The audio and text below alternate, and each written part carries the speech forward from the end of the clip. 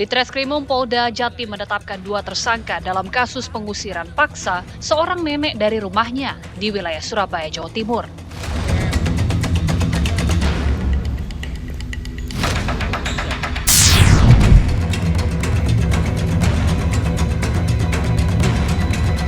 Polisi menetapkan anak berusia 12 tahun di Medan, Sumatera Utara sebagai anak yang berkonflik dengan hukum atas kasus pembunuhan ibu kandungnya.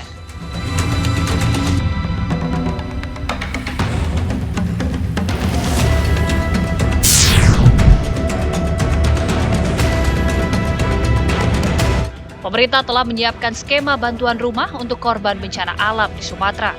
Pemerintah akan memberikan 15 juta rupiah untuk rumah rusak ringan dan 30 juta rupiah untuk rumah rusak sedang. Saksikan ulasannya di Apa Kabar Indonesia Malam.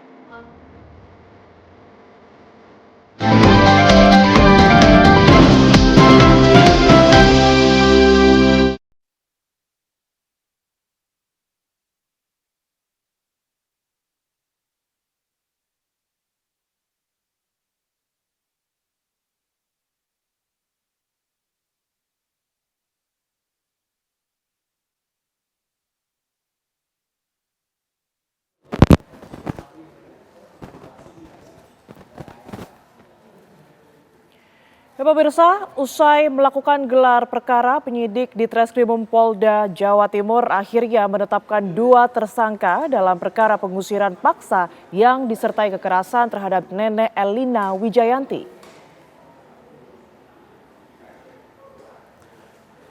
Samuel Ardi Kristanto akhirnya dijemput tim penyidik Polda Jawa Timur dengan tangan terborgol kabel ties. Samuel tiba di gedung di Treskrimum Polda Jawa Timur tanpa memberikan keterangan apapun dan awak media. Sementara itu, usai melakukan gelar perkara dan memintai keterangan ahli, penyidik akhirnya menetapkan 2 tersangka dalam perkara ini. Mereka adalah Samuel Ardo Kristanto dan MY.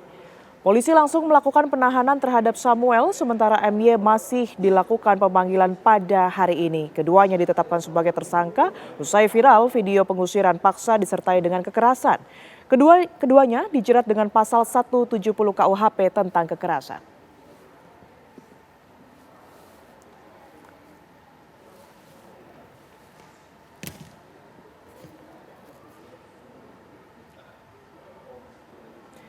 Kecelakaan lalu lintas melibatkan 1 unit mobil dan 3 sepeda motor terjadi di Jalan Profesor Dr. Insinyur Sutami KM 10, Desa Citeras, Kecamatan Rangkas Pitung, Kabupaten Lebak, Banten.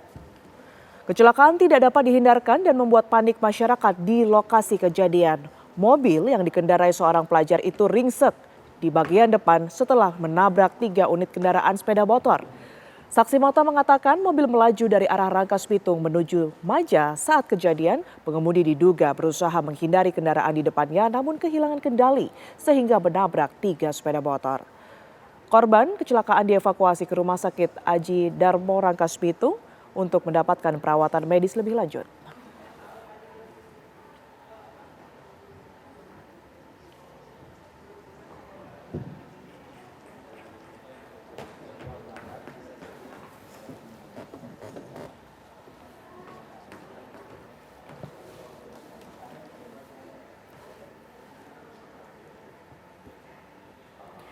Pemirsa, belum tuntas pemulihan bencana di wilayah Agam, Sumatera Barat. Kembali terjadi bencana longsor di wilayah Kecamatan Palembayan, Kabupaten Agam.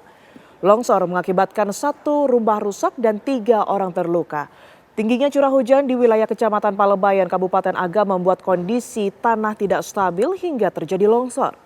Wilayah Kecamatan Palembayan, Kabupaten Agam ini merupakan daerah terparah saat terjadi banjir bandang akhir bulan lalu. 3 orang warga terluka berhasil dievakuasi tim SAR dan dilarikan ke rumah sakit terdekat.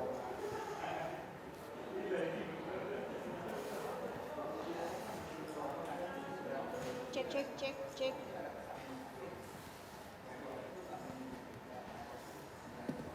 Aman?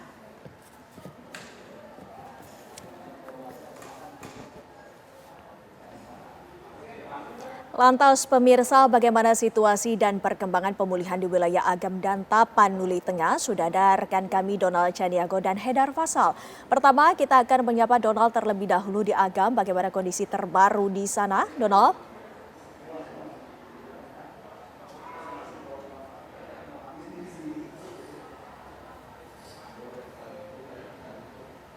Donald?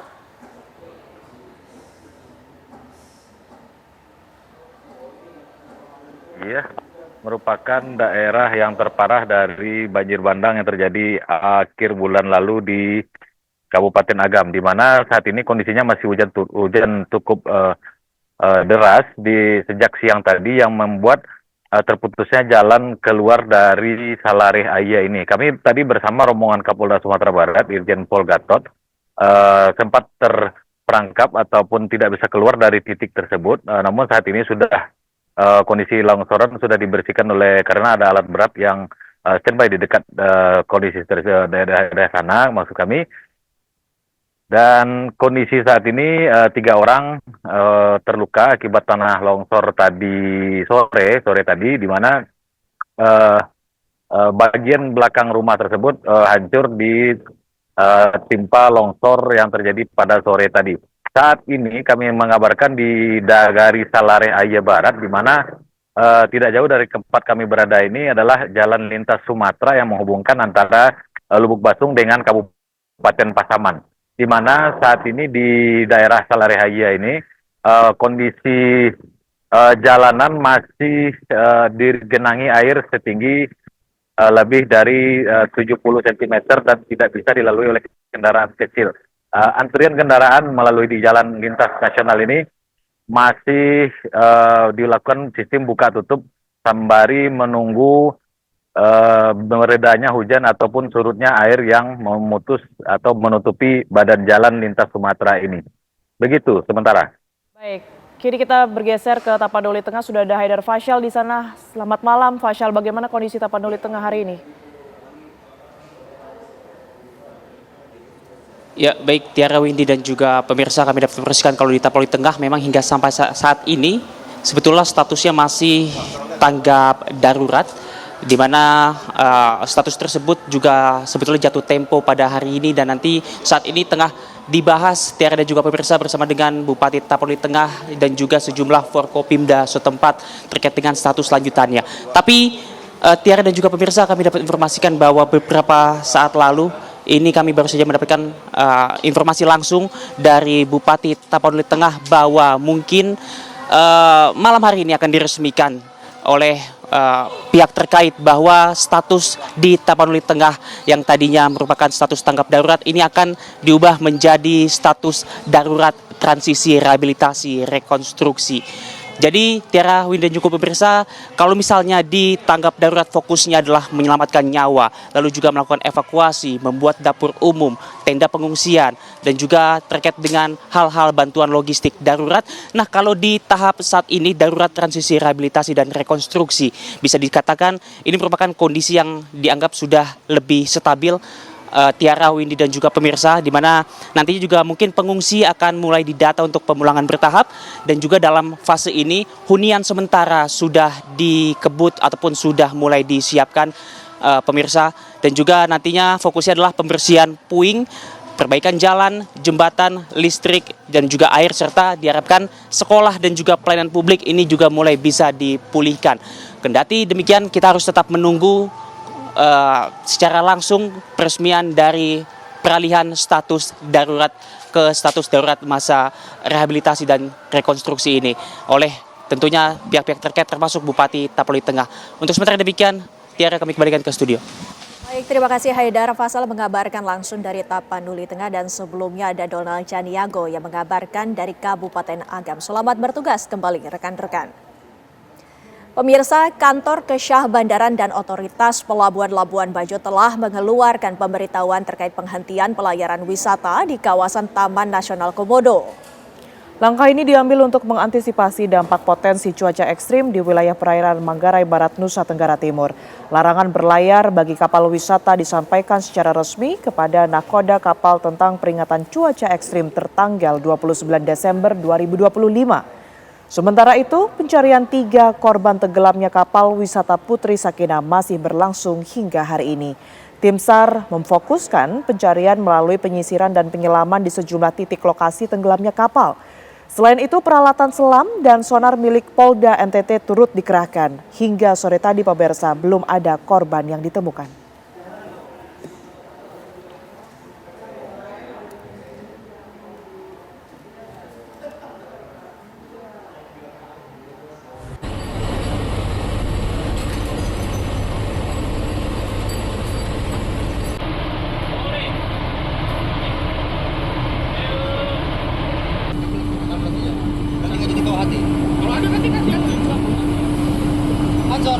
Ada keadaan emergensi.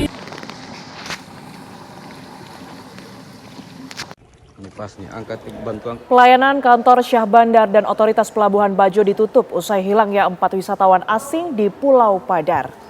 Penutupan tersebut berkaitan dengan aktivitas petugas yang kembali melakukan pencarian terhadap 4 wisatawan asing yang ikut tenggelam bersama dengan kapal Putri Sakinah yang ditumpanginya di Selat Padar. Selain itu, BMKG dan Syah Bandar Labuan Bajo juga telah mengeluarkan peringatan cuaca buruk dan pembatasan pelayaran di perairan Taman Nasional Komodo sampai 1 Januari 2026 mendatang.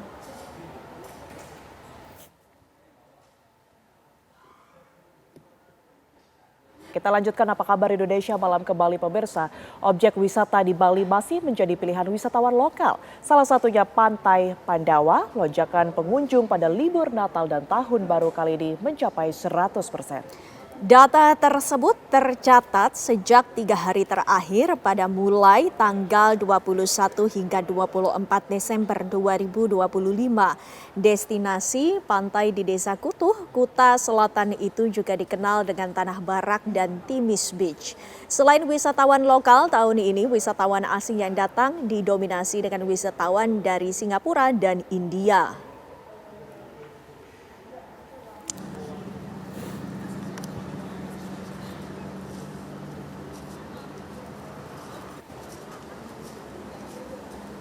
Lantas bagaimana keseruan mengisi libur akhir tahun di Bali dan Bandung? Sudah ada rekan Brilian Syaheran dan Putri Lestari yang akan mengabarkannya secara langsung. Pertama kita ke Bandung, pertama dengan menyapa Brilian Syaheran terlebih dahulu. Silakan Brilian.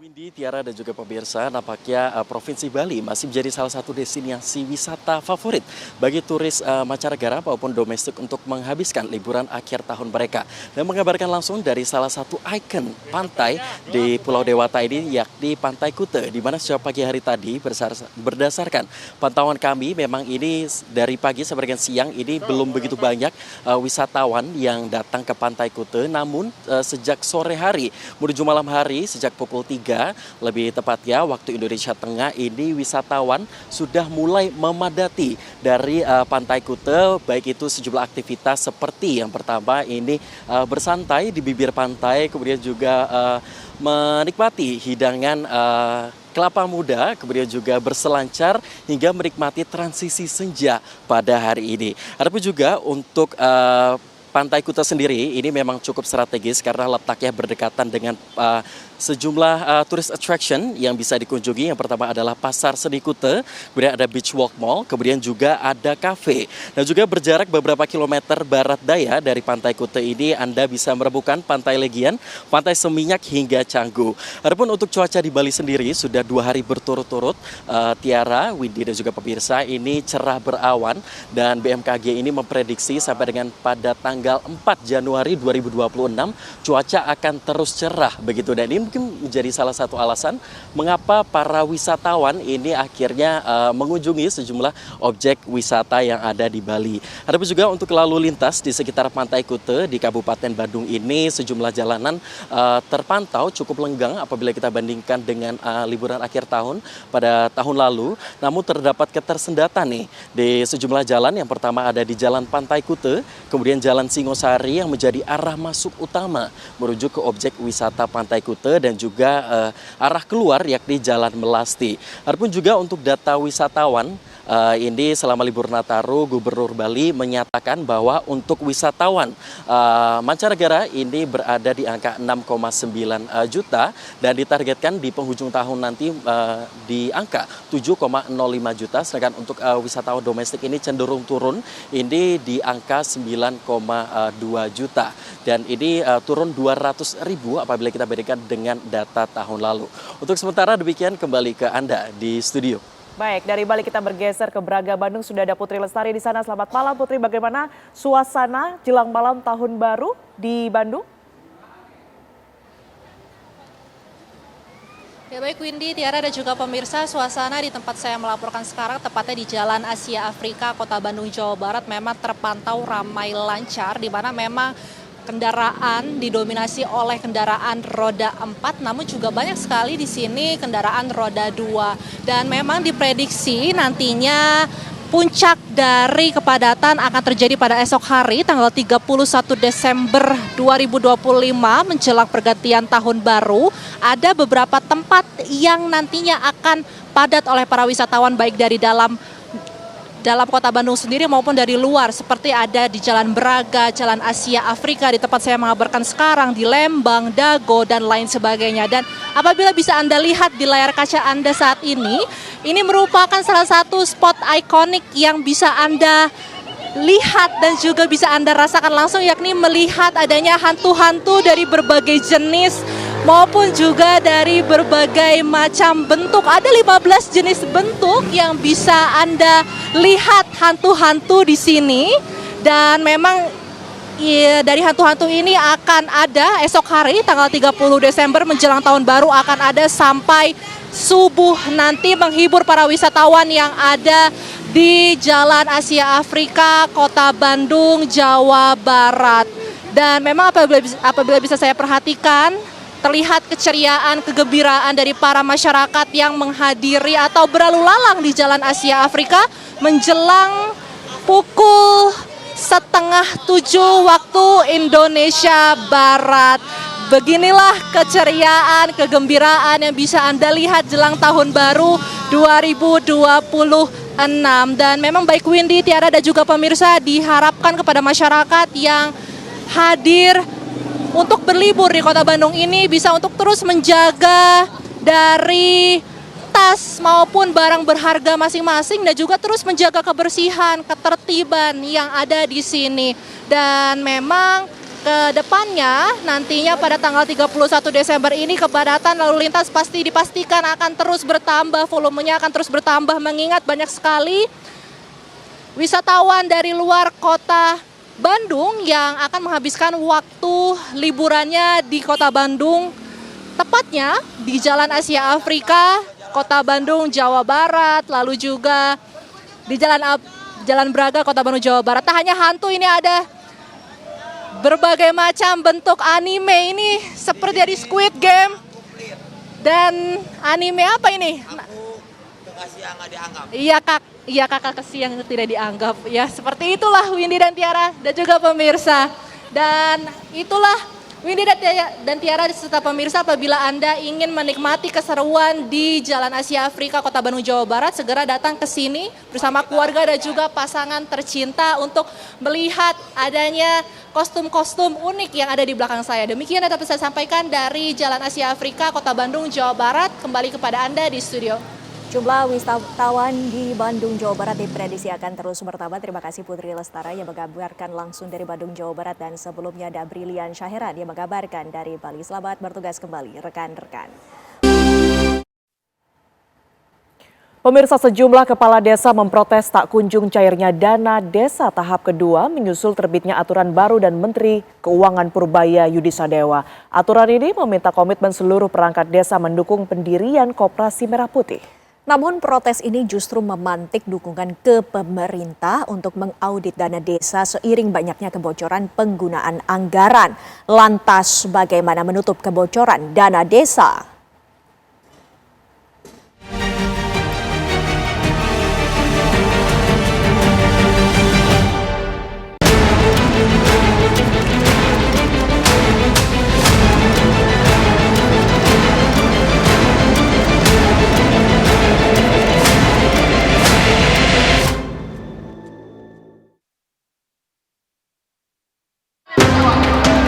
Demi hukum datang hari di sini, saya adalah sumbangkan Pak Purbaya, jangan jadi koboi mantul. Para kepala desa sedang ketar-ketir dengan tak kunjung cairnya dana desa tahap kedua. Sejumlah elit desa dari berbagai daerah itu pun menyambangi Jakarta awal Desember ini.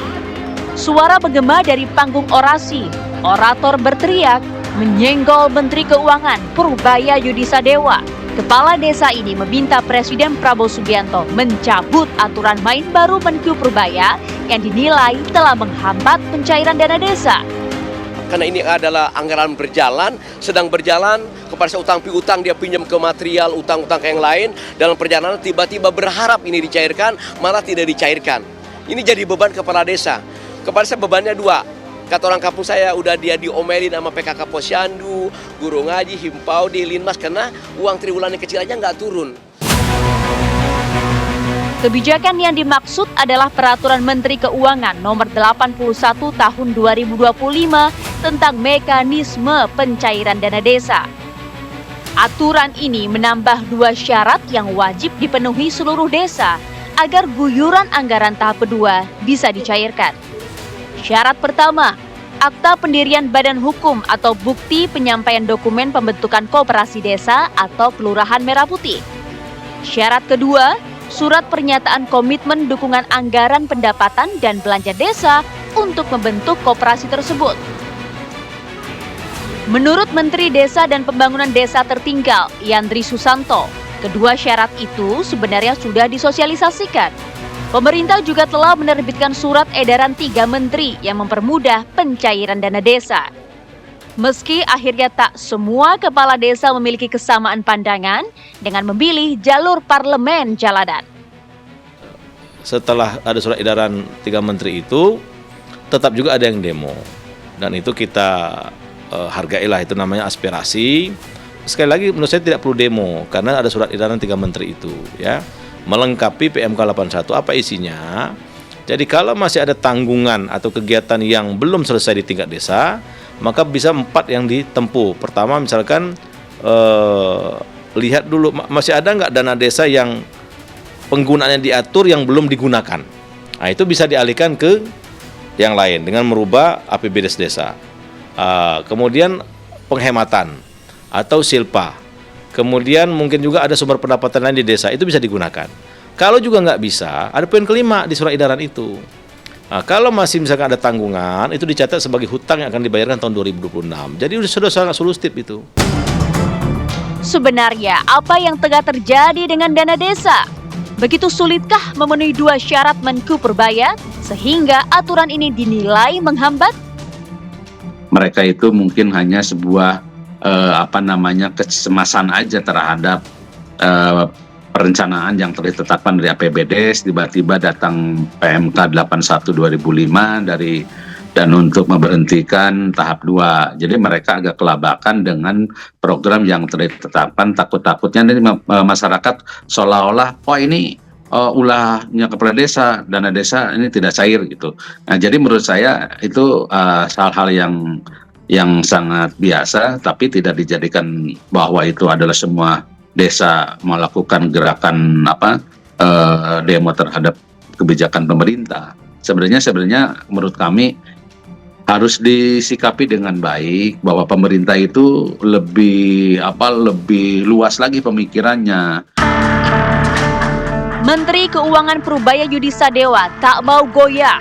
meski mendapatkan kicauan miring dari para kepala desa.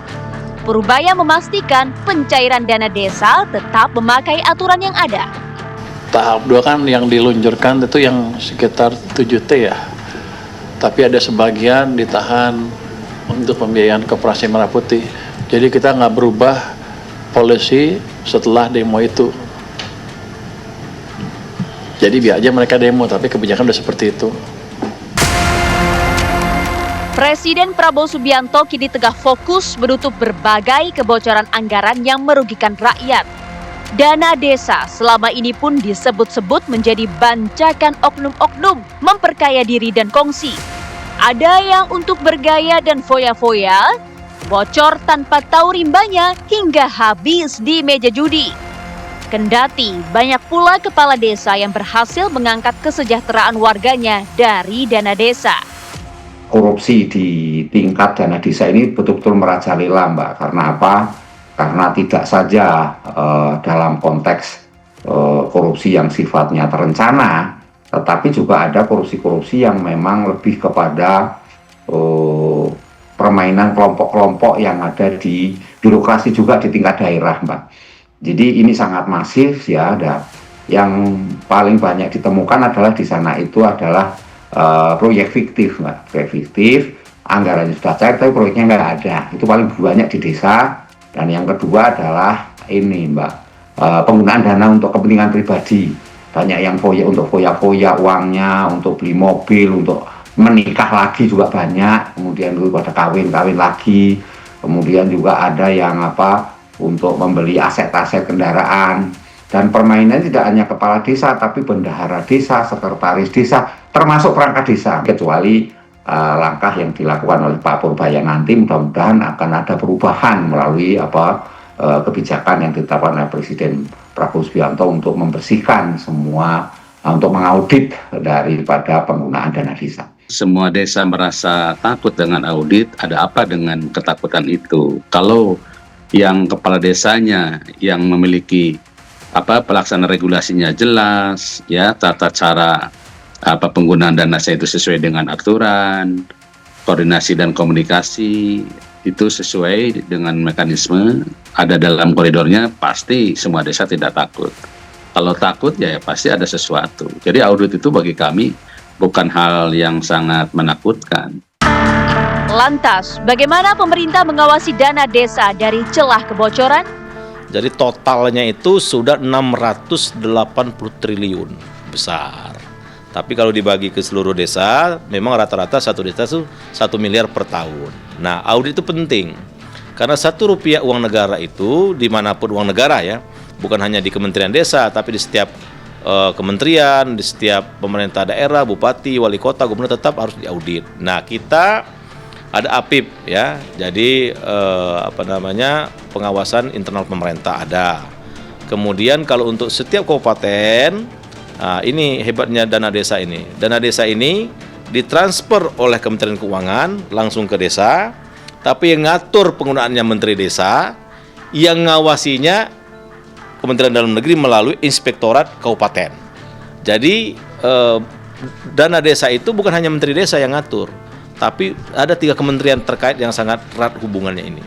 Nah, kita memang setiap tahun melakukan audit, terutama kita lihat penggunaan sesuai nggak dengan peraturan Menteri Desa. Nanti kalau misalkan ada temuan, ya mereka minta dikembalikan dalam waktu tertentu, atau kalau nggak bisa dikembalikan ada temuan pidananya, ya aparat penegak hukum akan bertindak. Pemerintah Prabowo Subianto memang tengah menyelaraskan agar dana desa dapat dinikmati manfaatnya kepada seluruh warga. Salah satunya dengan membangun koperasi yang menganut prinsip dari anggota untuk anggota. Dana desa tak hanya jadi milik kepala desa, tapi warga turut menikmati keuntungan.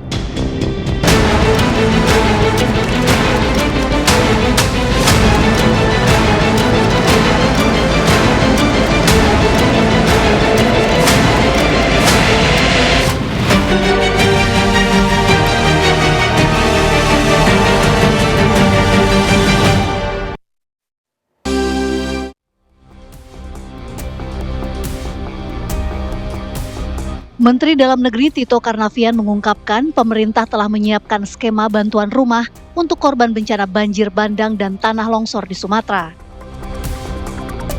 Tito menyebut pemerintah akan memberikan 15 juta rupiah untuk rumah rusak ringan dan 30 juta rupiah untuk rumah rusak sedang.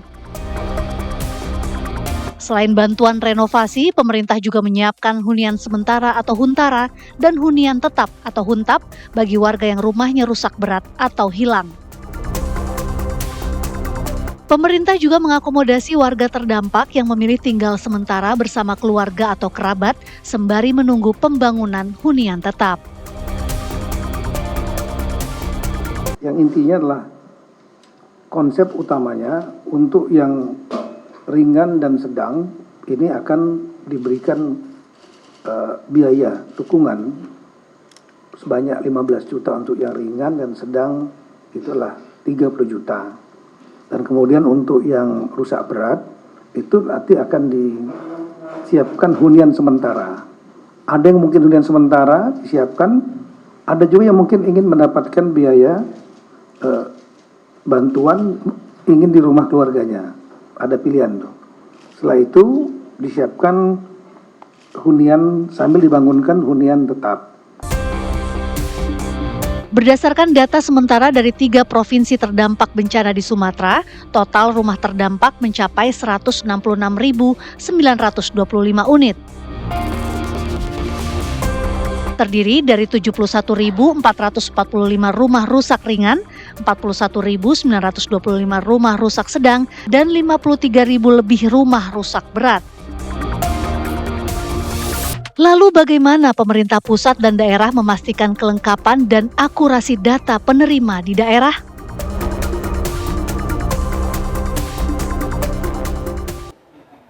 Ya pemirsa, pemerintah telah menyiapkan skema bantuan rumah untuk para korban terdampak bencana banjir bandang dan juga tanah longsor di 3 provinsi di Sumatera. Namun yang menjadi pertanyaan, bagaimana keakuratan dari pendataan agar tepat sasaran? Kami akan hadirkan perbincangannya bersama sejumlah narasumber yang saat ini sudah bergabung bersama kami.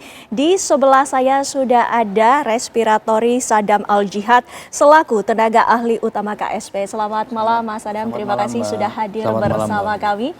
Ya, dan di sebelahnya kami akan menyapa Nirwono Yoga yang merupakan pengamat tata kota. Selamat malam Mas Yoga. Ya, terima kasih sudah hadir bersama kami. Sehat selalu. Sehat. Baik, kami juga akan menyapa Wakil Gubernur Sumatera Barat Pak Vasco Rusaimi yang saat ini sudah terhubung bersama kami. Selamat malam Pak Wagub. Waalaikumsalam. Ya. Ya, waalaikumsalam Pak Wagub. Terima kasih sudah hadir bersama kami. Langsung saja kita menelaah pernyataan dari Mendagri yang menyatakan bahwa pemerintah telah menyiapkan skema bantuan rumah untuk korban bencana. Nah, Mas Sadam, untuk klasifikasi pembagiannya ini seperti apa? Iya, jadi di sini kan ada rumah rusak ringan, yang kemudian ada rumah rusak sedang dan juga rumah rusak berat ya. Nah di sini kalau kita total tadi disebutkan bahwa yang ringan ada 70.000 lebih, kemudian yang sedang ada 41.000 dan yang berat itu ada 54.000. Nah di sini kita harus melihat bahwa klasifikasinya itu kalau yang rusak ringan itu 30% kurang, artinya kerusakannya itu. Kemudian yang rusak sedang itu 30-45%, kemudian yang rusak berat itu di atas 45% atau 60%. Artinya memang secara stimulan itu udah termaksud di surat keputusan dari Kepala BNPB tahun 2023 terkait dengan stimulan untuk rumah rusak yang terdampak bencana. Nah, itu udah ada kategorinya. Kemudian kita bisa melihat bahwa ya kita harus langsung terkait dengan rusak berat, misalkan rusak berat ini yang kita harus bantu adalah dengan huntara atau huntap. Baik. Kemudian rusak sedang itu 30 juta dan juga rusak ringan itu 15 juta. Itu tadi sudah ada di surat keputusan dari Kepala BNPB tahun 2023. Angka-angka tersebut didapat dari mana? Angka-angka itu kemudian itu tadi saya bilang tadi itu udah termaktub di dalam aturan. Jadi setiap kebencanaan bukan hanya untuk data maksud saya. Yang mana? Data yang penerima di tiap daerah Data penerima itu dari pemerintah kabupaten kota, kemudian ada dari BPBD setempat ya. Artinya memang data-data ini yang kemudian divalidasi menjadi satu data, kemudian dari BNPB ataupun dari pusat itu kemudian mempersiapkan untuk langkah-langkah yang lebih ini lagi. Nah, tadi dengan angka yang 15 juta dan 30 juta itu kan dorongan dari BNPB ya kan, dari Kemensos, kemudian yang dari Huntara dan Huntap itu dari ada tiga yang dikategorisasi dari Mendagri. Yang pertama itu dari BUMN Karya, yang kedua itu dari atau Danantara, yang kedua itu dari Kementerian PKP, yang ketiga itu non APBN. Jadi itu yang kemudian Baik, Pak Wagub, untuk daerah Bapak, wilayah Bapak sendiri, bagaimana lantas untuk provinsi Bapak ini mendata keakuratannya ini bisa dipertanggungjawabkan, Pak Wagub? Ya, makasih Windy. Jadi begini, Alhamdulillah Sumatera Barat adalah salah satunya provinsi yang ada di Indonesia ini yang memiliki dashboard bencana. Kita punya sebuah dashboard yang memang bisa diinput oleh beberapa stakeholder kita, dan akhirnya mendapatkan sebuah data yang Alhamdulillah mudah-mudahan akurat. Nah, yang jadi masalah di sini adalah kalau dalam konteks rumah rusak berat, rumah sedang, ringan, dan yang terdampak itu memang masih ada perbedaan kategori, baik dari Kementerian PKP sama BNPB. Jadi mengenai data yang kita sampaikan kepada pemerintah, kepada BNPB dan Kementerian PKP, itu ada kategori yang berbeda. Di Sumatera Barat sendiri di dashboard bencana itu ada sekitar 2.600 unit rumah rusak berat dan rumah rusak sedangnya sekitar 2.800, dan yang terdampak ini sekitar 47.257. Ya memang banyak juga beberapa terdampak itu mengalami kerusakan yang minor di situ. Dan yang halo? Ya. Jelas ya Mbak ya? Iya, dengar. Silakan Pak Wagub. Ya, disitulah yang akhirnya kami membuat sebuah koordinasi antara BNPB dan PKP. Kami menginginkan betul-betul data yang diverifikasi oleh BNPB itu sinkron dalam hal konteks kategori. Data hunian tetap dan hunian tetap yang akan dibangunkan segera itu. Kira-kira gitu Mbak. Baik Pak Wagub.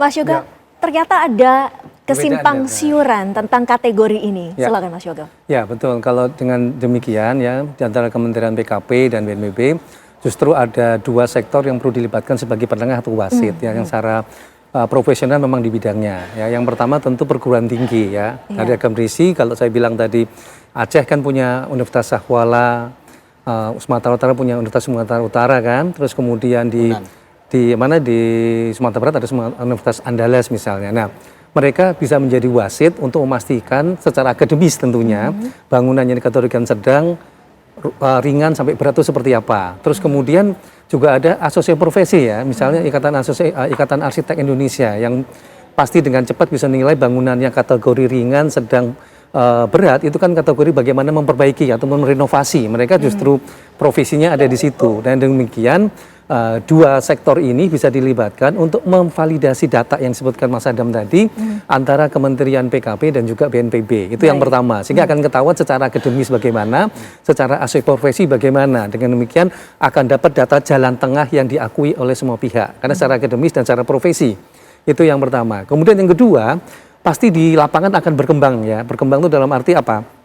Tadi soal pembiayaan. Apakah rusak ringan, keadaan rusak yang ringan itu 15 juta cukup atau tidak? Ini juga kita bicara logistik misalnya kan. Kalau 15 juta rusaknya ringan tapi daerahnya jauh dari perkotaan ya pasti mahal, gitu kan. Tapi kalau di pusat kota mungkin logistik bahan bangunannya lebih mudah, tentu akan cukup misalnya.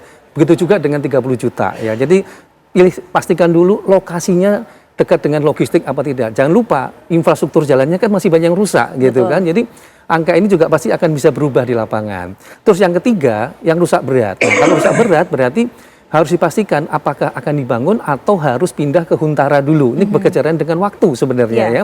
Kalau saya suruh memilih, tentu lebih baik seluruh rumah yang rusak berat itu tinggalin di Huntara. Itu akan lebih layak huni ya daripada umpamanya membangun tetapi terburu-buru misalnya. Hunian tetap bisa nanti setelah pasca rehabilitasi maupun rekonstruksi begitu. Jadi ini kita bicara dalam tanda petik misalnya akhir tahun mau puasa dan lebaran. Jadi cara cepat berpikir di lapangan juga sangat diperlukan, Mbak Windy.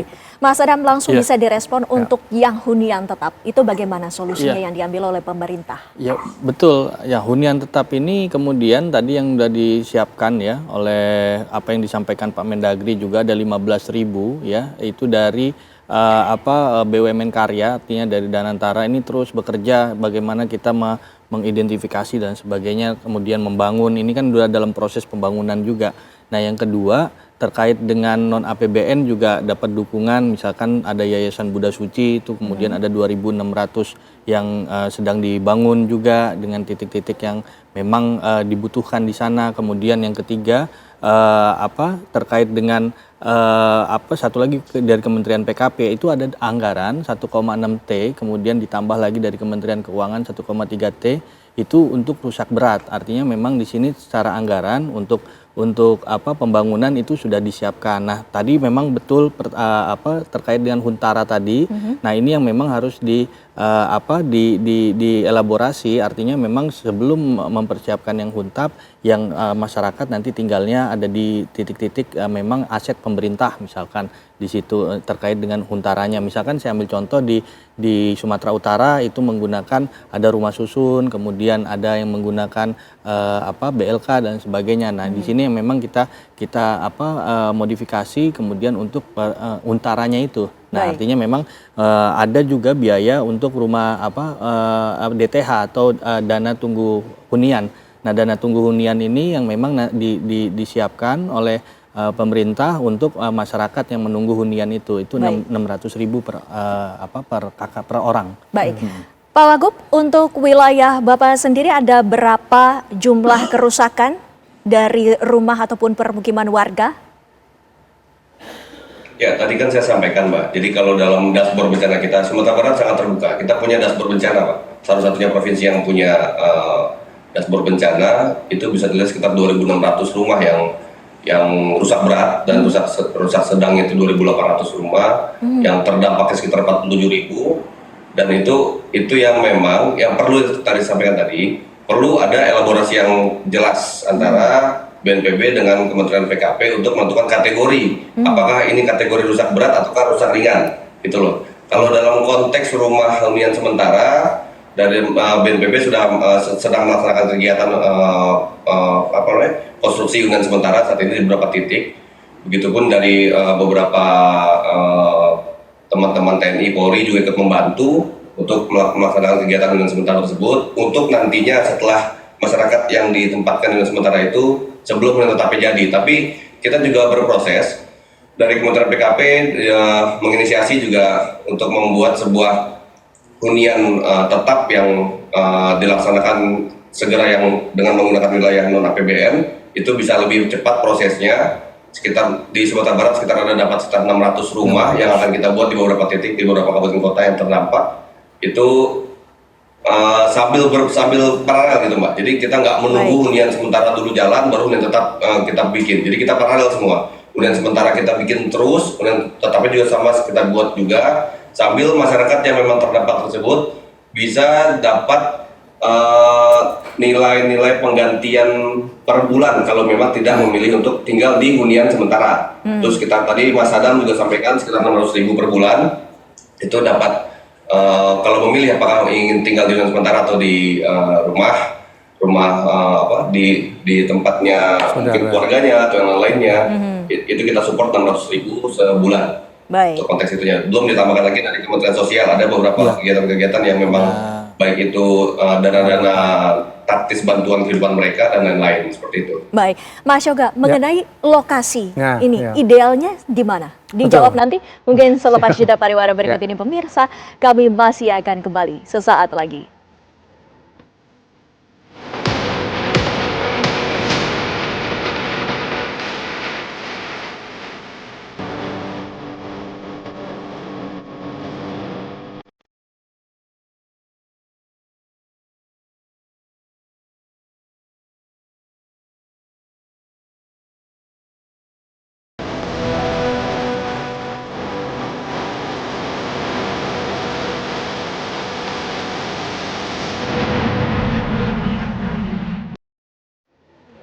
Anda kembali bersama kami di Apa Kabar Indonesia Malam. Pemirsa, sebelum kita melanjutkan dialog kami terlebih dahulu ingin menyapa rekan Wanasari yang saat ini berada di Aceh, Tamiang Aceh untuk mengabarkan sebenarnya bagaimana proses pembangunan hunian sementara di sana. Silakan Wanasari. Ya Windy dan pemirsa, ini sudah hampir pukul 7 malam dan proses pembangunan hunian sementara di Kabupaten Aceh Tamiang ini terus dikebut. Kami bisa melihat dari sini betapa ratusan bahkan ribuan pekerja di sini tengah berjibaku untuk menyelesaikan hunian sementara yang di tahap pertama ini berjumlah 210 unit begitu, dan kondisinya saat ini sudah hari ke-7 dan tahap pertama ini sudah hampir rampung sesuai dengan target dijadwalkan pada pekan pertama Januari 2026 nanti. Warga korban bencana di Kabupaten Aceh Tamiang ini sesuai yang sudah ditetapkan oleh pemerintah kabupaten ini sudah bisa menempati hunian sementara yang berada di Kecamatan Kampung Karangbaru maksud kami. Dan saat ini penerangan di hunian sementara juga beberapa sudah nyala begitu, dan 210 unit ini juga sudah seluruhnya terbangun, hanya tinggal proses finalisasi atau penyelesaian tahap akhir seperti instalasi penerangan di seluruh unit rumah, kemudian nantinya juga akan ada instalasi internet, kemudian pemasangan pelengkap unit rumah seperti jendela, pintu, dan lain sebagainya ini juga nantinya akan diselesaikan oleh petugas yang ada di sini. Dan rencananya nanti akan ada lebih dari 15.000 hunian sementara maupun hunian tetap sesuai dengan yang diajukan oleh pemerintah Kabupaten Aceh Tamiang kepada pemerintah pusat. Dan pembangunan ini tentunya nanti akan bertahap hingga 3 bulan ke depan. Ada beberapa objek ataupun lokasi nantinya yang akan dibangun hunian sementara maupun hunian tetap sesuai dengan jumlah desa yang mengalami kerusakan lebih dari 200 desa yang tersebar di 12 kecamatan di Kabupaten Aceh Tamiang ini yang membutuhkan relokasi ataupun rehabilitasi rumah-rumah warga yang mengalami kerusakan cukup parah. Diharapkan hunian sementara ini nantinya bisa segera rampung dan bisa disusul dengan tahapan-tahapan pembangunan selanjutnya. Untuk di daerah ini ada lebih dari 5 hektar lahan yang digunakan untuk pembangunan hunian sementara nantinya yang berjumlah 600 unit di satu titik ini saja. Tentunya nanti akan ada beberapa titik lainnya yang akan dibangun hunian sementara maupun hunian tetap bagi seluruh korban bencana di Kabupaten Aceh Tamiang. Windy. Baik, terima kasih Wanasari informasi lengkapnya langsung dari Aceh Tamiang Aceh. Kita lanjutkan pemirsa dialog kami bersama sejumlah narasumber. Pak Shoga, tadi saya sempat menanyakan bagaimana penentuan lokasi yang tepat untuk didirikannya hunian sementara maupun hunian tetap. Ya, yang pertama untuk hunian sementara dulu nih ya, kita harus fokus kepada kawasan yang benar-benar bebas dari ancaman bencana ya, apalagi ini masih musim hujan. Jadi pastikan daerahnya itu daerah yang bebas banjir dan longsor. Ini yang paling utama dulu. Karena kita bicara huntara ya, dan waktu dekat tentu perlu lahan yang benar-benar aman ya bagi warga paling tidak dalam beberapa tahun ke depan. Itu yang pertama disiapkan. Kemudian untuk huntap atau hunian tetap, saya justru perlu agak bersabar ya. Karena apa? Karena ada beberapa kajian yang diperlukan. Misal kalau kita bicara ini kawasan hunian tetap tadi harus benar-benar sesuai dengan peta rawan bencana. Artinya memang dijamin bencana tidak hanya bencana banjir sama longsor jadi Mbak Windy, yang Mas Adam ya. Kita bicara kalau Aceh sama Sumatera Barat itu ada bencana gempa bumi ancamannya. Berarti kan apakah masuk dalam cesar gempa apa tidak misalnya. Jadi pastikan untuk hunian tetap tadi benar-benar aman dari rawan bencana.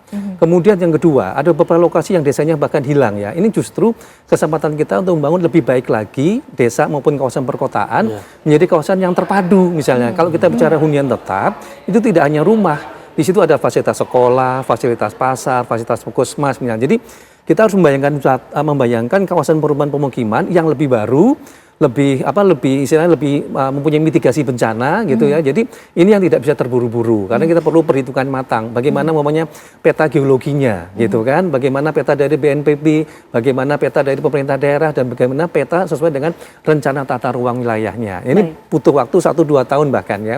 Jadi untuk itu hunian tetap jangan terburu-buru, fokus dulu kepada hunian sementara. Itu yang harus dikerjakan oleh pemerintah daerah, baik itu provinsi maupun kota kabupaten.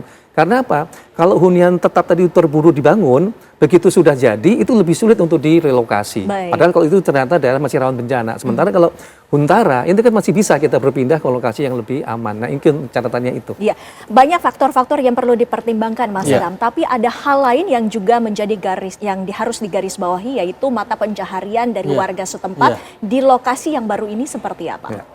Ya artinya kalau mata pencaharian memang karena memang Undang-Undang 24 tahun 2007 ini kan kita melihat ya terkait dengan penanganan bencana ini kan kita melihat dampak sosial ekonomi yang ditimbulkan.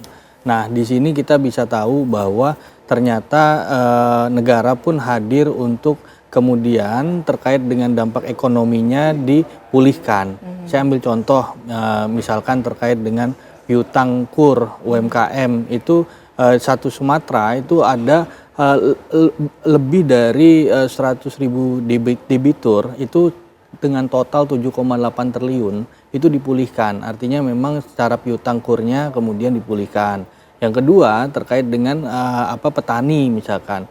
Petani dari Kementerian Pertanian pun ada program cetak sawah. Nah, ini yang memang harus percepat juga. Nah, yang ketiga terkait dengan perdagangan, artinya memang pasar-pasar harus sudah aktif dan juga ini adalah dari Kementerian Dalam Negeri itu biasanya setiap minggu kita ada namanya rapat inflasi. Jadi memang untuk Untuk kita menekan supaya harga-harga yang dari kebutuhan-kebutuhan terutama yang terdampak bencana ini tetap stabil. Nah, ini yang memang harus kita pikirkan satu sama lain. Nah, begitu juga terkait dengan sekolah misalkan ya. Sekolah ini ada hampir 500.000 siswa yang memang terdampak. Tapi per 5 Januari besok sudah mulai bisa diaktifkan sekolahnya. Bahkan dari Pak Menteri Koordinator PMK itu terkait dengan sekolah-sekolah yang memang masih bisa dibersihkan itu ada dana pembersihannya 20 juta.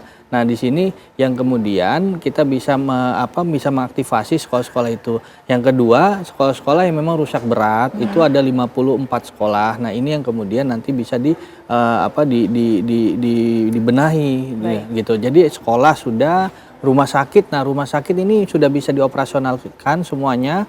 Kemudian puskesmas tinggal ada 8 kalau nggak salah yang tinggal memang harus dibenahi. Tadi betul ada 22 desa yang hilang.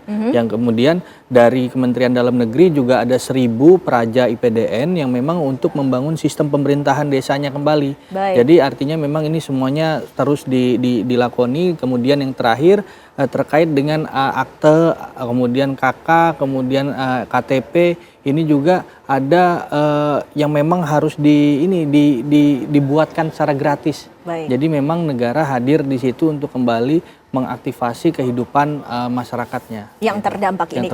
Pak Wagub, untuk hunian yang dibagikan, baik itu hunian sementara dan juga hunian tetap, kami juga ingin menanyakan ke Pak Yoga.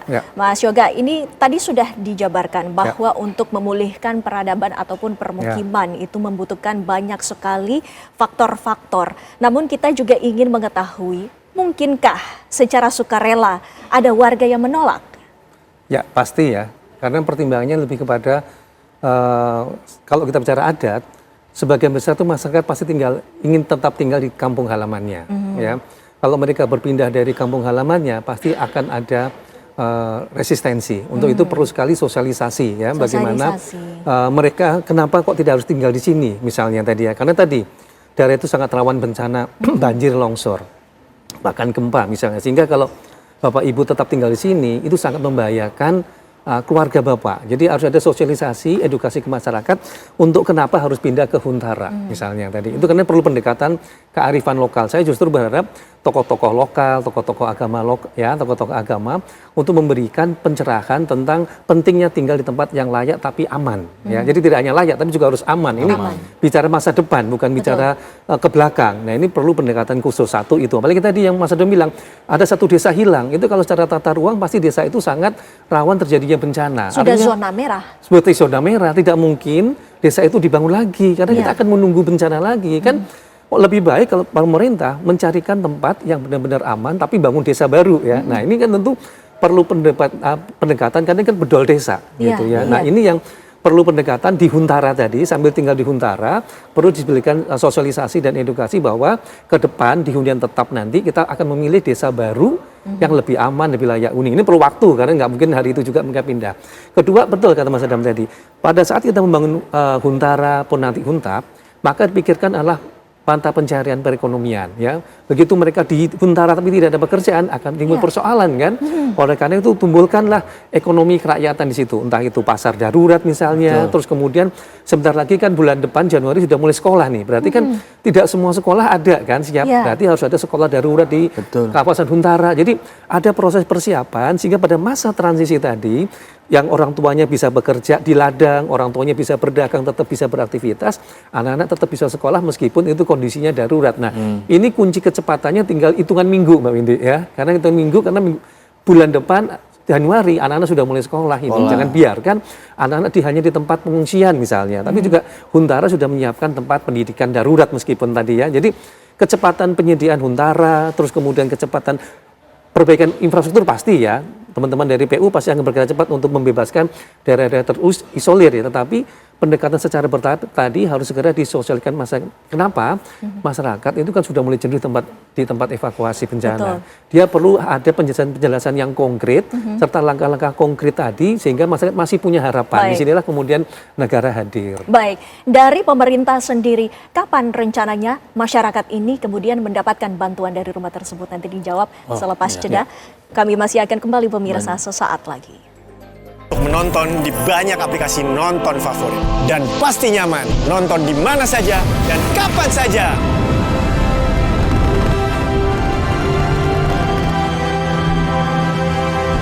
Jadi duta simpati is my duty. Aku sering melihat galon cuci ulang disimpan di tempat yang kotor. Jujur takut, bersih nggak ya untuk anak dan keluargaku? Kami mengerti kekhawatiran ibu. Untuk itu, Le Mineral menggunakan galon yang selalu baru agar terjamin kebersihannya. Le Mineral. Panu keras kurap kutu air. Oles Fungiderm. Menyerap ke kulit, aktif basmi jamur. Fungiderm. Aktif basmi jamur, no jamur-jamur. Produksi Konimax. Aku sering melihat galon cuci ulang disimpan di tempat yang kotor. Jujur takut, bersih nggak ya untuk anak dan keluargaku? Kami mengerti kekhawatiran ibu. Untuk itu, Le Mineral menggunakan galon yang selalu baru agar terjamin kebersihannya. Le Mineral. Misalnya saya melanggar, korup dan lain-lain, melakukan penyimpangan, abuse atau apapun hal yang tercela, silakan dipecat. Seperti Askenazi, Pak Irfan sebaiknya jangan ditanggapin Pak. Mereka bukan orang Timur Tengah. Mama sendirian di rumah, umurnya juga udah sepuh, udah 90 tahun. Kehormatan sebagai seorang Bugis Makassar membela kebenaran sampai darah penghabisan. Catatan Demokrasi, Selasa pukul 20 waktu Indonesia Barat di TV One. Aku sering melihat galon cuci ulang disimpan di tempat yang kotor. Jujur takut, bersih nggak ya untuk anak dan keluargaku? Kami mengerti kekhawatiran ibu. Untuk itu, Le Mineral menggunakan galon yang selalu baru agar terjamin kebersihannya. Le Mineral.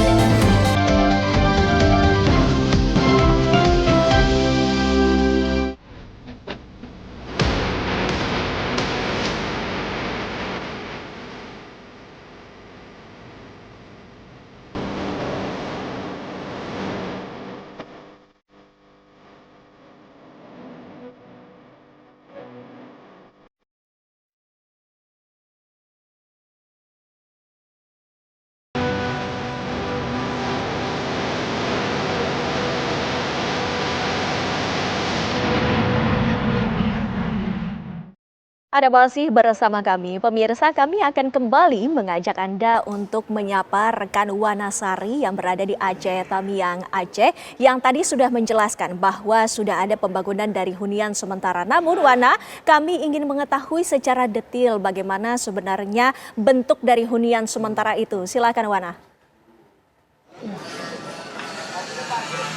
Ya Windy dan pemirsa, sesuai dengan permintaan Windy di studio, kami akan mengajak Anda juga pemirsa untuk melihat bagaimana unit di hunian sementara yang saat ini sedang proses pembangunan. Dan di sini lagi-lagi kami kembali akan menunjukkan kepada Anda betapa petugas sedang berjibaku. Ada ribuan petugas yang sejak pagi hingga malam ini pun masih sibuk untuk menyelesaikan pembangunan hunian sementara yang berada di Kabupaten Aceh Tamiang.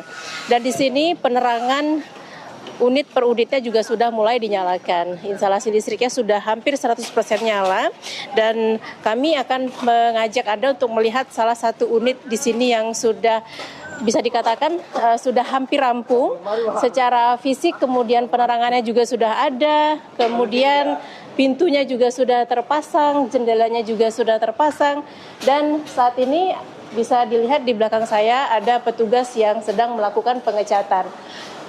Setiap ruangan ini berukuran sekitar 4,5 kali 4,5 meter atau sekitar 20,25 meter. Artinya di rumah ini diharapkan nanti bisa dihuni oleh minimal 4 jiwa, dan lebih dari 4 jiwa juga bisa dihuni di sini. Dan nantinya rencananya di dalam ruangan ini juga akan diisi seperti perabot rumah tangga dalam skala sederhana ya, seperti tempat tidur, kemudian ada lemari, dan nanti ada dapur kecil juga nanti yang akan disiapkan oleh petugas. Dan untuk tempat ataupun kamar mandi nantinya akan diposisikan di luar dari bangunan ini.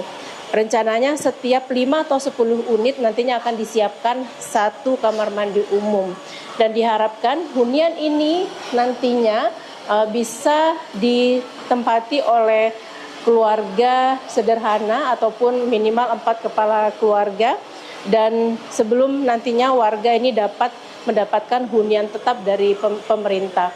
Dan rata-rata proses finalisasi dari pembangunan Huntara ini sudah mencapai tahap akhir, mengingat dalam waktu dekat, persisnya pada awal Januari 2026, diharapkan nanti warga sudah bisa menempati hunian sementara. Dan di sini nantinya akan ada 210 unit di tahap pertama, sebelum nantinya pembangunan berkelanjutan nanti akan ada 200 unit di atas lahan lebih dari 5 hektar. Ada cobaan lainnya tentunya dalam proses pembangunan hunian sementara, seperti cuacanya saat ini sedang hujan, kemudian kontur tanah ini juga harus dilakukan pemadatan berkali-kali, juga perataan, karena bila dilihat tekstur tanah di sini tidak rata. Sehingga ini juga menjadi tantangan bagi petugas untuk melakukan pembangunan di hunian sementara bagi warga di Kabupaten Aceh Tamiang. Windy. Baik, terima kasih Wanasari informasinya dari Aceh Tamiang, Aceh. Langsung saja kita membahas. Mas Adam, tadi kita sudah melihat bagaimana suasana pembangunan dan juga prosesnya seperti apa dari Huntara. Nah, bagaimana dari pemerintah sendiri ini memastikan bahwa hunian sementara ataupun hunian tetap yang diberikan kepada masyarakat ini diberikan secara adil?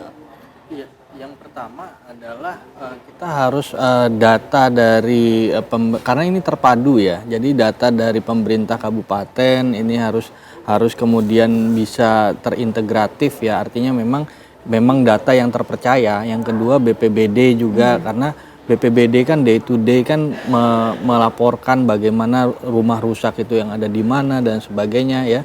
Kemudian yang ketiga, per hari ini juga Pak Wakil Ketua DPR RI juga berkoordinasi dengan kementerian lembaga terkait dan meminta di 3 titik bencana ini kemudian ada berkantor. Artinya memang setiap kementerian lembaga terkait itu ada utusannya yang kemudian itu setiap hari itu bisa mengevaluasi kira-kira data-data ini sudah sesuai atau belum terkait dengan Huntara. Artinya memang terkait dengan tadi PKP, Kementerian PKP dan juga BNPB itu bisa disinergiskan dengan day to day tadi itu dengan data-data ini disesuaikan. Nah, tapi kan tetap identifikasi data itu ada di pemerintah kabupaten kota sampai ke provinsi.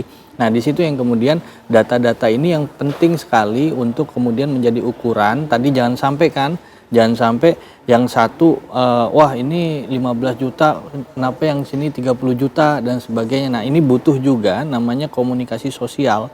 Artinya memang pemerintah dalam hal ini harus mengedukasi masyarakat bagaimana yang di sini 15 juta ini kenapa, 30 juta ini kenapa, kemudian beratnya ini siapa saja gitu. Nah, ini memang harus disepakati. Kemudian inilah pentingnya adanya pemerintahan desa ataupun biasanya misalnya di Sumatera Barat itu kan ada pemerintahan desanya, ada kemudian di Aceh ada gampongnya, kemudian Nagari kalau di Sumatera Barat ya, kemudian di Sumatera Utara. Nah, ini kan secara kebudayaan itu kan mereka yang kemudian memahami secara ini kira-kira masyarakat ini memang berat banget nih dan sebagainya. Nah, itu lebih mengena komunikasi secara persuasif pemerintahan daripada misalkan langsung top down dari pemerintah pusat.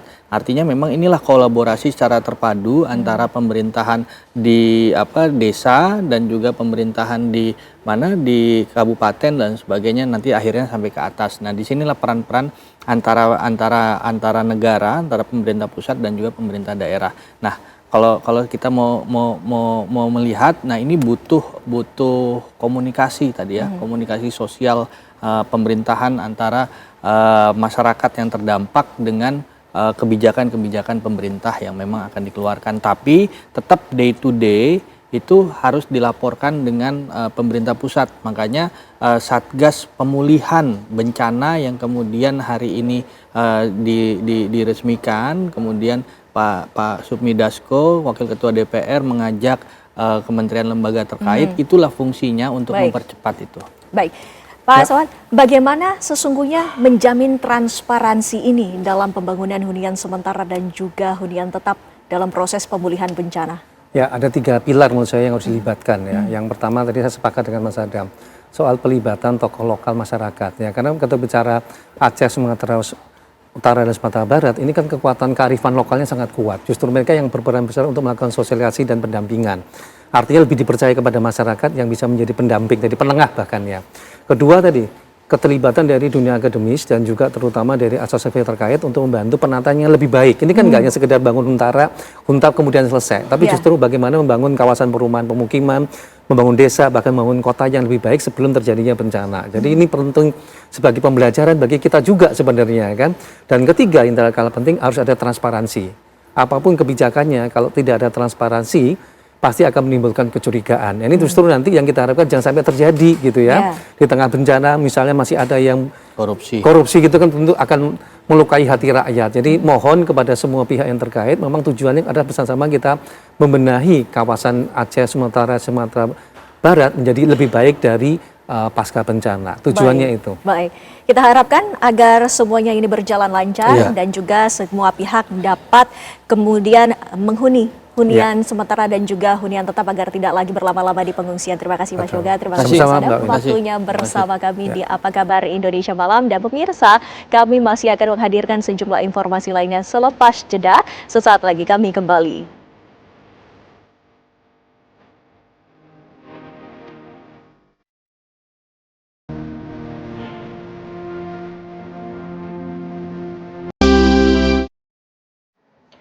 Anda kembali di Apa Kabar Indonesia Malam, pemirsa. Viral di media sosial, seorang oknum dosen Universitas Islam Makassar diduga meludahi kasir wanita hanya karena ditegur saat menyerobot antrian.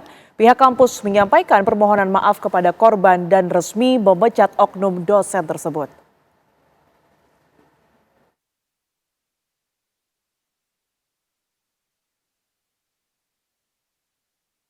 Tiba-tiba menyerobot antrian di toko swalayan.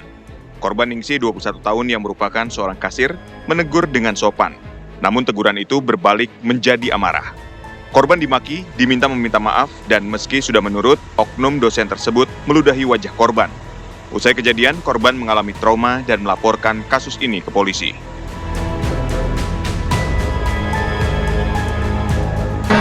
langsung ya diam di situ kayak tidak Shock tahu. begitu. Iya kayak shock kan.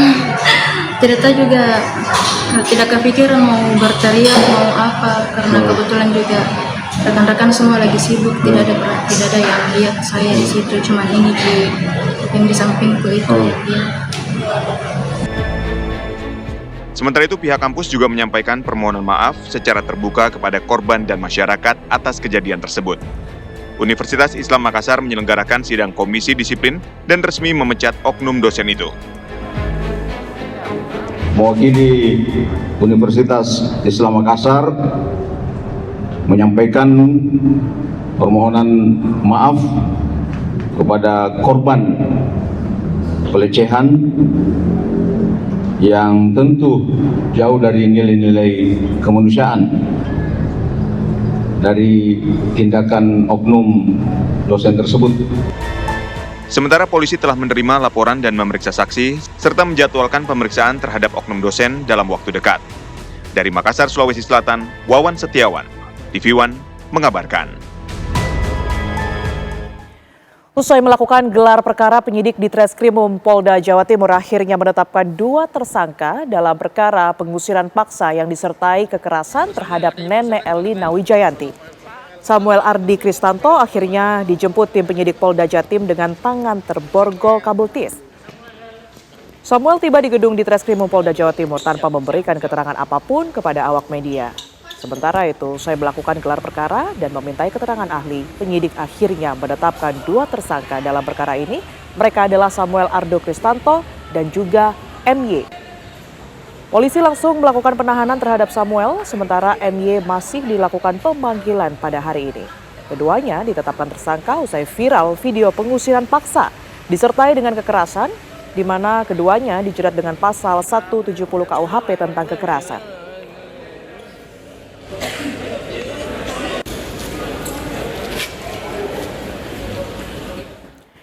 Pemirsa, kasus tewasnya seorang ibu rumah tangga yang diduga dibunuh oleh anaknya akhirnya mendapatkan kepastian hukum. Dari hasil pemeriksaan terungkap bahwa motif dari kasus tersebut lantaran A kesal dengan ibunya yang kemudian ini sering mendapatkan kekerasan fisik dan juga verbal. Polisi akhirnya menetapkan anak berusia 12 tahun di Medan, Sumatera Utara sebagai anak yang berkonflik dengan hukum atas kasus pembunuhan ibu kandungnya. Kapolrestabes Medan, Kombes Pol Jen Calvin Simanjuntak mengatakan penetapan status tersebut setelah melalui rangkaian penyelidikan serta pemeriksaan digital forensik dan ilmiah. Dari hasil pemeriksaan terungkap bahwa motif dari kasus tersebut lantaran sang anak kesal dengan ibunya karena sering mendapatkan kekerasan fisik dan verbal. Selain ia, kakak dan ayahnya juga sering mengalami hal serupa. Puncak kekesalannya ketika korban melakukan kekerasan terhadap kakaknya. Korban juga menghapus game online di ponsel miliknya. Pemicu lain adalah tontonan kekerasan dalam game anime yang kerap dimainkan membuat ia nekat menusuk ibu kandungnya hingga total 26 tusukan di tubuh korban. Polisi memastikan aksi tersebut dilakukan sang anak seorang diri saat ibunya sedang tidur. Tim TV One mengabarkan.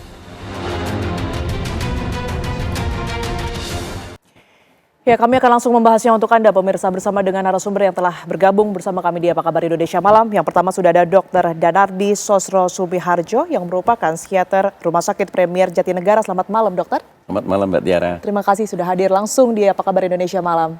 Kemudian juga bergabung melalui sambungan virtual Kasat Reskrim Polrestabes Medan AKBP Bayu Putro Wijayanto. Selamat malam, Pak Bayu. Malam Mbak Tiara, selamat malam Dokter. Selamat malam. Baik, saya izin ke Pak Bayu terlebih dahulu. Pak Bayu, kalau dari hasil rilis kemarin, ada game online, kemudian juga ada tontonan detektif, serta adanya emosi dari sang ibu begitu ya, yang kemudian ini menyebabkan dendam dari sang anak. Dari ketiga ini mana yang menjadi trigger utama perilaku pembunuhan yang dilakukan oleh A ini, Pak? Jadi kami jelaskan Mbak dari hasil pemeriksaan baik di tahap penyidikan maupun kami interview secara langsung terhadap anak yang berkonflik hukum, disimpulkan bahwa dari 3 parameter tersebut yang paling utama adalah dari si anak yang berkonflik melawan hukum ini lebih kepada melihat secara langsung kekerasan fisik maupun verbal kepada kakaknya di kamar yang dilakukan oleh korban atau ibunya, karena memang waktu tanggal pada saat itu 22 November 2025 dari pukul 21.00 sampai dengan 23.30 yang hampir dilakukan hampir 3 jam dengan menggunakan alat sampai sapu yang digunakan untuk memukul paha dan lengan korban sampai patah. Inilah bahkan sebelum-sebelumnya juga pernah si anak yang berkonflik hukum ini melihat pengancaman yang dilakukan ibunya kepada kakaknya yang dilihat langsung oleh anak yang berkonflik ini dengan menggunakan pisau, sehingga dari itulah si anak yang berkonflik ini mempunyai pikiran untuk melakukan perbuatan tersebut, Mbak. Sebenarnya sikap temperamen dan juga emosional sang ibu terhadap pelaku ini sudah sejak kapan muncul dan juga sejak kapan pula sang anak merencanakan ini semua, Pak Bayu? Ya, kami jelaskan, Mbak, dari hasil kami pada saat proses penyidikan diketahui dan kami pun melalui berbagai metode-metode baik hasil pemeriksaan analisis yang kita lakukan dengan beberapa teknik-teknik, yaitu diketahui pada saat tahun 2022, Mbak, pada saat konflik ketidakharmonisan antara ibu dengan korban dengan bapak, sehingga pada tahun 2002 tersebut sudah bisa ranjang, di mana ayah ini tinggal di lantai 2 dan ibu ini tinggal bersama adik dan kakak di satu kamar yang saat ini menjadi tempat TKP. Dan pada saat kapan untuk mulai si anak yang berkonflik hukum ini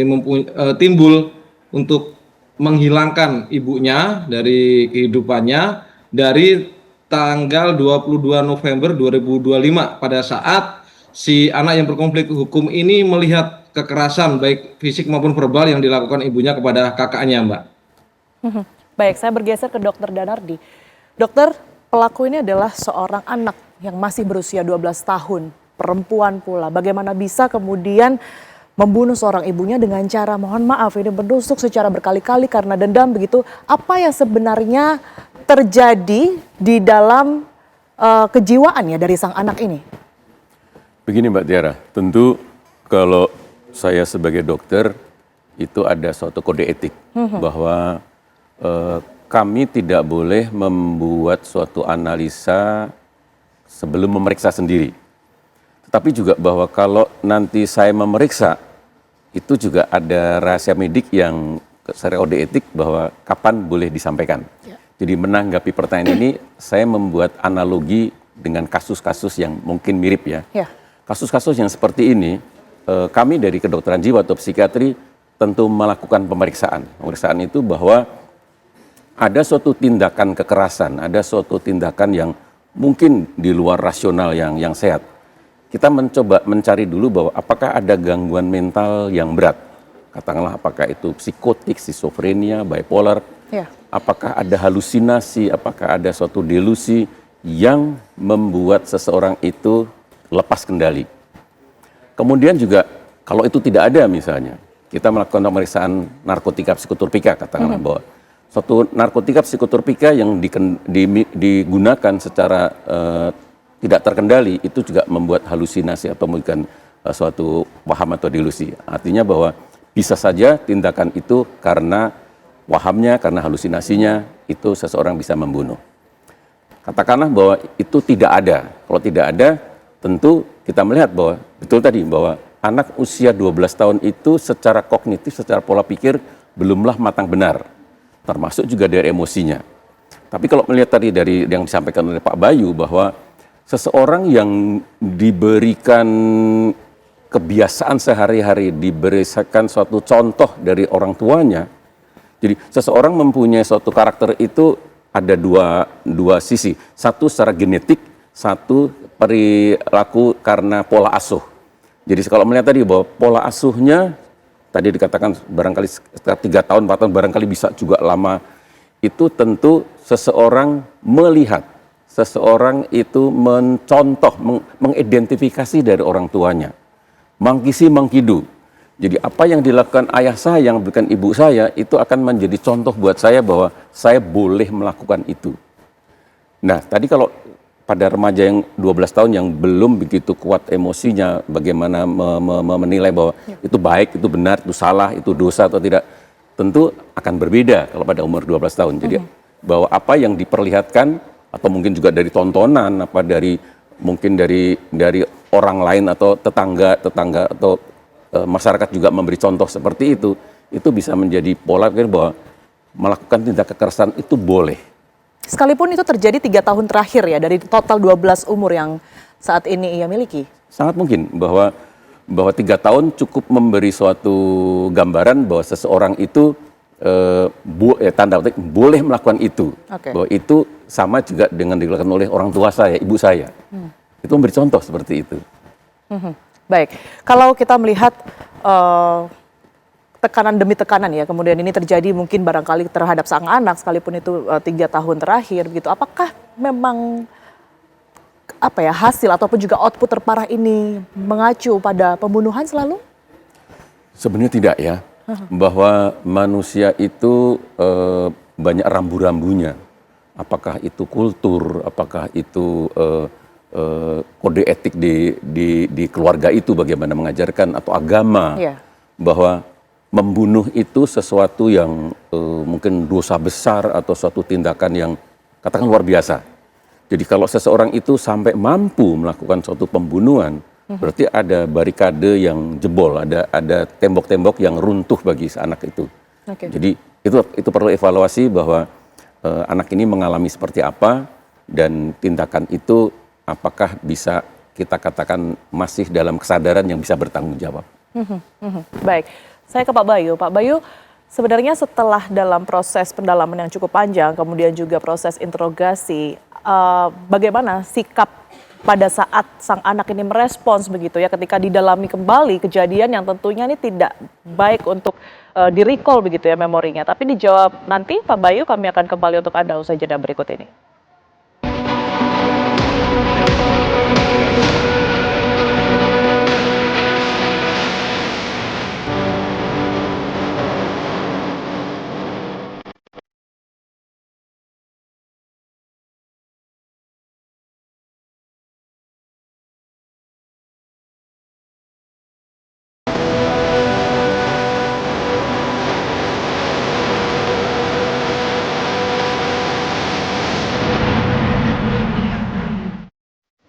Kembali di Apa Kabar Indonesia Malam, pemirsa, dan saya langsung ke Kasat Reskrim Polrestabes Medan, AKBP Bayu.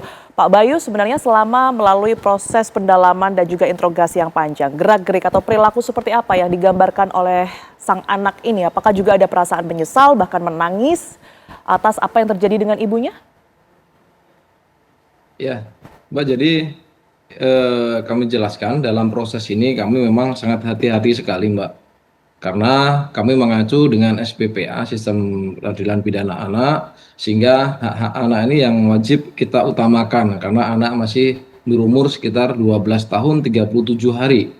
Sehingga kita mengedepankan dari sisi manapun. Dan kami pun dalam proses pentahapan dari proses penyelidikan dan proses penyidikan, kami dilakukan pendampingan baik dari Peksos, baik dari psikologi forensik, UPT PPA, dan kami juga berkoordinasi dengan KPAI, dan kami pun berkoordinasi dengan lintas sektoral di atas kami, yaitu Baris Krim Polri. Jadi kami jelaskan bahwa dari hasil yang dilakukan oleh psikologi forensik yang sudah dilakukan selama 4 kali, di mana hasilnya ABH ini melakukan tindakan dengan sadar, sesuai dengan hasil asesmen dari psikologi forensik bahwa ABH tidak mengalami ilusi, kemudian atau skizofrenia maupun NPD, Mbak. Dan diperoleh juga hasil dari psikologi bahwa anak ini mempunyai tingkat IQ superior. Sehingga di dalam proses akademik maupun prestasi di sekolah sering mendapatkan prestasi, baik itu menang dalam perlombaan maupun menang dalam suatu tingkat prestasi dan mendapatkan juara di sekolahnya, Mbak. Jadi selama proses interogasi apakah ia sempat mengucapkan menyesali perbuatannya, Pak Kasat? Ya, memang Mbak, kami pun dalam proses penyelidikan dan penyidikan, kami selalu bersinergitas dengan pendamping ya Mbak ya.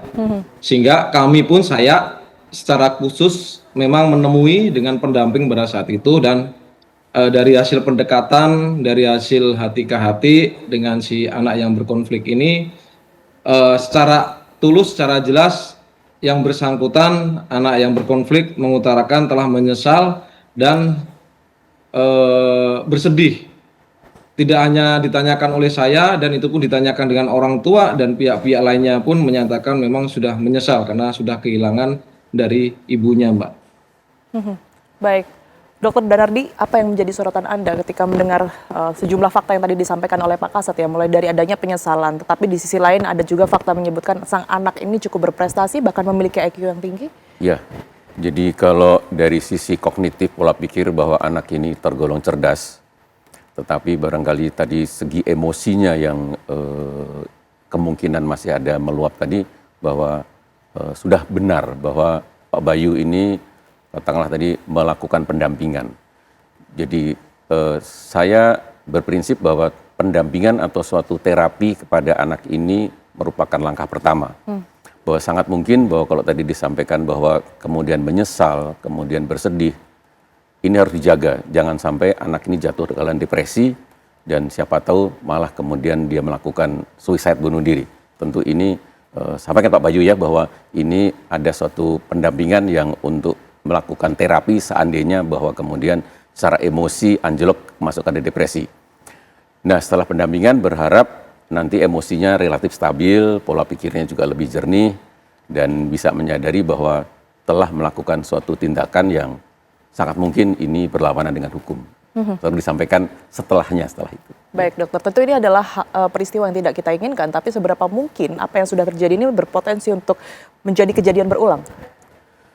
Tentu dikaitkan nanti di dalam terapi berkelanjutan, bahwa anak ini perlu dimonitor agar supaya bahwa apa yang pernah dilakukan ini menjadi suatu momen bahwa ini perbuatan saya yang terakhir kalinya, bahwa melakukan tindakan seperti ini dari sisi agama nggak boleh, dari sisi kultur nggak boleh, dari sisi moral juga tidak boleh. Artinya bahwa terus-menerus dilakukan edukasi, konseling agar supaya si anak bisa melihat bahwa tindakan ini tidaklah benar dan tidak akan saya ulangi.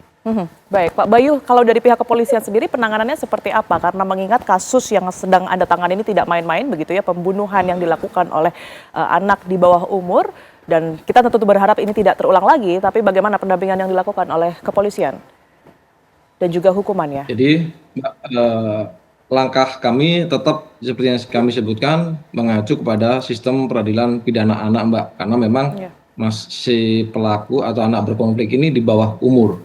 Sehingga tahapan-tahapan dari awal, pendampingan tetap kita lakukan, sekaligus dalam proses pemidanaan maupun dalam proses hukum kami selalu berkoordinasi, baik lintas sektoral atas maupun kami lintas Bareskrim, sehingga kami benar-benar dalam setiap pentahapan kami melakukan ANEP, kami melakukan gelar perkara, dan kami melakukan koordinasi dengan instansi terkait, yaitu JPU, terkait bagaimana proses langkah tindak lanjut. Inilah yang kami coba bangun, karena memang kami sangat hati-hati sekali dalam proses ini.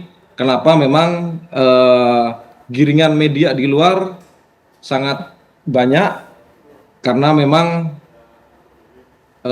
tidak menyangka, bahkan dalam posisi ayah pun saat ini pun tidak menguntungkan, karena memang giringan terhadap pelakunya media masih belum menyangka dan belum memahami si pelakunya adalah anak di bawah umur, yaitu anak yang berkonflik saat ini yang sedang kami lakukan proses hukum. Baik. Mbak, jadi memang inilah PR kami, sehingga kami akan percepat karena kami mengejar waktu dalam proses penanganan anak ini pun kami hanya dibatasi waktu sekitar 30 hari, sehingga kami akan percepatan berkoordinasi untuk JPU untuk melakukan gelar atau rilis dengan JPU agar perkara ini bisa berjalan, dan pendampingan terhadap anak. Saya setuju dengan dokter tadi bahwa jangan sampai depresi. Memang kami sudah melakukan upaya-upaya, Dok, di mana saat ini anak pun tidak kami lakukan upaya paksa atau kami lakukan penahanan, karena itu pun kami sudah lakukan koordinasi dari awal. Saat ini anak berada di rumah aman, sehingga Baik, saya ke Dr. Danardi. Dr. Danardi, kita ketahui bahwa ini terjadi di lingkup keluarga begitu ya. Struktur dalam keluarga atau juga pola komunikasi apa yang perlu diantisipasi agar kejadian serupa tidak terjadi dalam keluarga lain? Jadi tadi ya, bahwa sudah benar bahwa dilakukan suatu pendampingan, dan pendampingan ini berkelanjutan, dan si anak katakanlah secara reguler itu tadi sudah ditangani oleh para psikolog, itu oke banget. Ya.